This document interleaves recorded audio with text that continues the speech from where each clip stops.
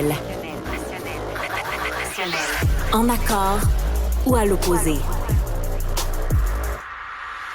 Par ici, les brasseurs d'opinion et de vision. Les rencontres de l'air. Alexandre Morinville-Ouellette, qui est animateur et chroniqueur à Cube. On va parler de ce cafouillage en cette première journée d'ouverture officielle du REM. J'ai tendance à dire, on se calme le pompon. On savait que ça allait arriver. En même temps, tu fais, aïe, aïe, aïe, que c'est de la mauvaise presse pour eux. Moi, Jean-François, tu sais, on a déjà fait souvent du sport ensemble. Là. Je voulais y aller une analogie sportive bien montréalaise. Là, parce que moi, on dirait que c'est ça. C'est ça que je sens en ce moment. Tu sais, on imagine, là, comme si le REM, c'est un peu le nouveau joueur de hockey qui débarque chez le Canadien. On vient de faire une grosse signature. On vient de repêcher un jeune qui est censé être sensationnel. Puis là, mettons Slavkovski. Mettons Slavkovski. Mettons Reinbacker qu'on vient juste de repêcher. Parfait. Puis là, le REM n'était pas encore en service. Jean-François n'était pas encore parti. Que j'entendais déjà des gens dire, mais vous voyez bien, le REM, hein, ça fait 3 ans qu'on l'attend, c'est 3 ans en retard. Ça va pas être bon, ce système-là. Vous allez voir, ça va planter tout le temps et tout. C'est exactement comme quelqu'un chialerait. On n'aurait pas dû repêcher ce joueur-là, vous savez.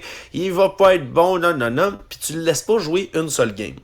Là, c'est le pire parce que il joue sa première game, le REM, puis il échoue. Lamentablement ce matin. Ouais. Il score dans son net. Ouais. C'est sûr, c'est un mauvais départ. En même temps, est-ce que vous seriez prêt à crucifier un joueur comme ça, à le clouer sur le banc parce qu'il a fait une erreur à sa première partie? Non. La réaction normale, ce serait, pour les gens qui sont, disons, équilibrés lorsqu'ils parlent de sport, ce serait, là, il a fait une erreur, on va lui redonner du temps de glace, c'est normal, c'est son premier départ, il est nerveux. Mais là, c'est le premier départ du REM. Puis je comprends qu'il n'y a pas la sensibilité qu'un être humain qui joue au hockey pourrait avoir, mais Colibin, on est en ce moment, là, les Québécois, les Québécoises, les Montréalais, les Montréalaises, on a un nouveau projet de transport structurant.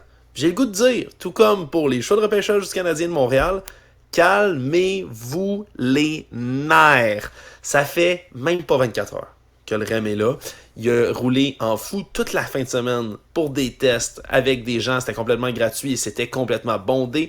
Il n'y a pas eu de problème. Là, OK, il y a un problème d'aiguillage aujourd'hui, mais faut se calmer et il faut revenir à la base où on a besoin de ces projets de transport structurants-là. On est toujours en train de se plaindre de la mobilité à Montréal qui ne fonctionne pas. On est toujours en train de se plaindre du trafic. On est toujours en train de parler des liens qui ne marchent pas, des ponts qui sont congestionnés, des travaux qu'on doit refaire dans le pont-tunnel, et j'en passe. Puis on est toujours en train de broyer du noir et du négatif quand on parle de transport au Québec, particulièrement à Montréal. Là, aujourd'hui, je comprends. Il y a eu un problème, il y a eu des usagers qui ont été en retard, puis qui ont dû attendre dans une file, puis c'est vraiment désagréable, je suis d'accord. Mais on peut-tu profiter de cette occasion-là quand même pour célébrer le fait que pour une fois, on a quelque chose de positif dans le transport montréalais, Jean-François. On dirait que à force d'être habitué aux mauvaises nouvelles constamment dans ce milieu-là, là, quand il n'y en a pas ou qu'il y en a une tout petite, on saute dessus. Tu comprends ce que je veux dire? On est très, très cynique avec tout ce qui est transport, tout ce qui est construction, tout ce qui est viaduc, pont, etc. Puis moi, je suis à la même place que toi. Là. Je veux dire, c'est la première journée de n'importe quel équipement ou de n'importe qui dans la vie. Il y a des bonnes chances que ce soit pas parfait. Ça ne l'a pas été. C'est juste plate parce que ça laisse des traces. Puis je vais te donner un exemple qui est frappant. Nous, on est sur la Rive-Sud. Ma blonde prend le train de banlieue. Le train de banlieue, au début, dans les différents trains de banlieue, là, je parle de celui de la Rive-Sud, mais les autres aussi, c'était pas parfait. Puis il y a eu beaucoup de mauvaises publicités, mauvaises critiques, puis une espèce de légende urbaine. Encore aujourd'hui, quand je dis que ma blonde vient travailler en train de banlieue, les gens font « Ouais, mais il y a beaucoup de retard, hein? » Puis il manque de place dans les wagons aussi, hein? Puis c'est difficile de revenir sur la Rive-Sud le soir, il n'y a pas beaucoup de départs. Puis là, tu fais « Non, mais OK, il y a 10 ans, la première fois qu'elle l'a pris, oui. » Mais là, aujourd'hui, c'est parfait, le train de banlieue. On n'a rien à dire. Il y a de la place en masse. Tout le monde est assis. Mais 10 ans plus tard, il y a encore des gens qui pensent ça. Fait que là, le REM, aujourd'hui, sa mauvaise publicité, c'est plate, là, mais dans 5 ans, il y a encore du monde qui vont dire « Ah, moi, je prends pas le REM. C'est pas fiable, cette bébête-là. » Ouais, c'est triste, puis on dit toujours que la première impression est tellement la plus importante, puis c'est vrai pour les gens, puis c'est vrai malheureusement aussi pour le REM, hein, tu projettes quelque chose, puis là, le REM va être pogné avec cette mauvaise étiquette-là, tu fais bien de le dire, c'est dommage, moi aussi, mais c'est pour ça que je veux vraiment qu'on remette les pendules à l'heure. Là, Le REM, malgré tout, là, malgré le fait qu'il est là 3 ans en retard, d'ailleurs, j'y reviens dans quelques instants, mais là, c'est fait. Là, c'est fait, au moins, on a de quoi célébrer.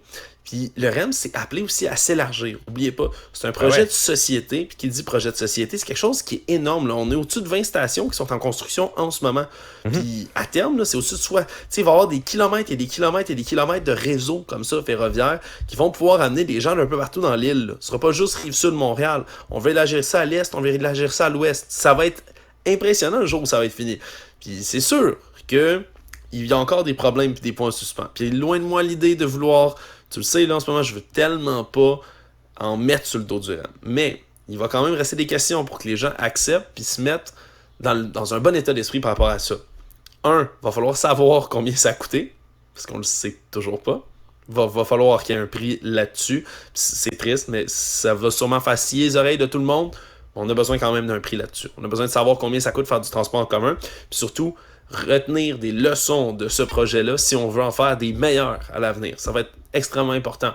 Puis 2, il faut comprendre les délais. Sérieux, tous nos projets au Québec, on en a déjà parlé ensemble, Jean-François, puis je reviens là-dessus, on dépasse toujours les coûts initiaux de tous les projets et on dépasse le délai.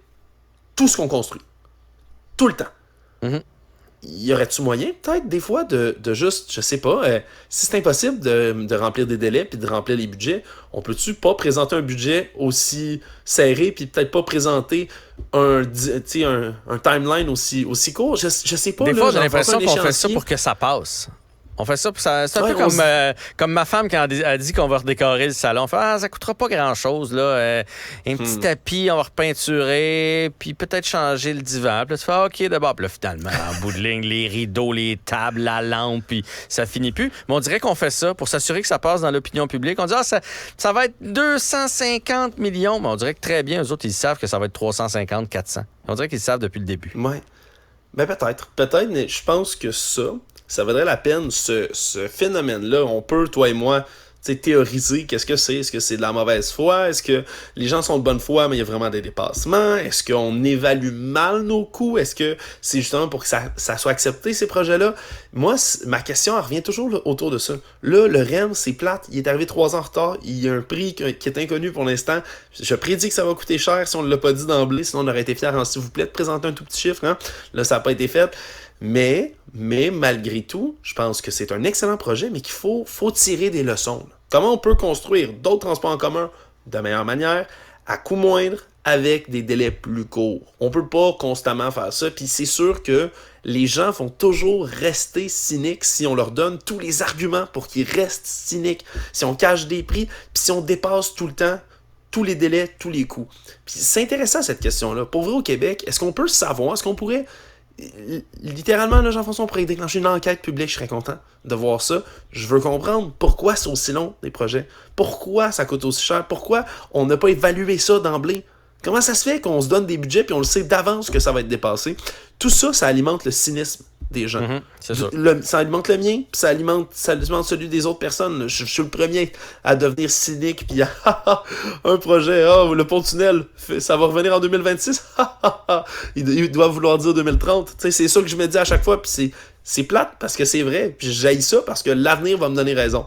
Mais il y a des leçons à tirer de tout ça, puis si on se donne pas le temps de bien comprendre puis de bien apprendre les leçons de certains projets, on ne pourra pas s'améliorer pour le prochain. Puis j'espère sincèrement qu'on va s'améliorer pour le reste du REM parce que c'est un beau projet, on a de quoi être fiers, ça nous prendrait des réjouissances autour d'un projet comme celui-là puis qu'on continue à amener un engouement puis une bonne publicité, tout comme pour les trains de banlieue, Jean-François. Tu vois, moi, je les prends jamais, je savais pas que ça allait super bien. C'est peut-être quelque chose qui devrait être republicisé aux gens, qu'on peut leur ramener le fait que le train de banlieue, finalement, c'est pas l'horreur. Ça fonctionne très bien, puis ça fait partie de ce grand réseau structurant qu'on est en train d'établir. Oui, puis si on veut reprendre l'analogie du hockey, là, il va en avoir d'autres mauvais matchs. Hein? Fait qu'on prend notre électricité égale parce que c'est pas du gaz, mais je veux dire, le REM, il va sûrement avoir des ratés cet hiver, là. La première tempête, le premier verglas, je veux dire, faut s'attendre à ce que la première saison la première année, soit peut-être des fois chaotique, puis ça fait partie du processus. Donc, quand même, ils peuvent améliorer, là, puis le temps nous pousse, ils peuvent quand même améliorer les situations de rechange. Le matin, même si tout le monde savait que ça allait arriver, il est un peu pris au dépourvu. Là. Qu'est-ce qu'on fait avec le monde qui sont pognés en haut? Ils ont été pris plusieurs minutes là-dedans. Il n'y avait pas d'autobus. Les chauffeurs d'autobus ne savaient pas où envoyer le monde. Ça n'a pas été parfait, mettons, la gestion de crise. Fait qu'en souhaitant qu'on améliore le REM, qu'on améliore notre indulgence envers le REM, mais aussi les situations de rechange quand un problème arrive. Alexandre? Soyons patients, Jean-François. Des meilleures solutions de rechange pour le REM, puis une saison de 30 buts pour Slafkovský, c'est ce que je prédis. Le REM va être prêt en même temps que le Canadien va être bon. Sur ce, bonne journée. Salut Jean-François.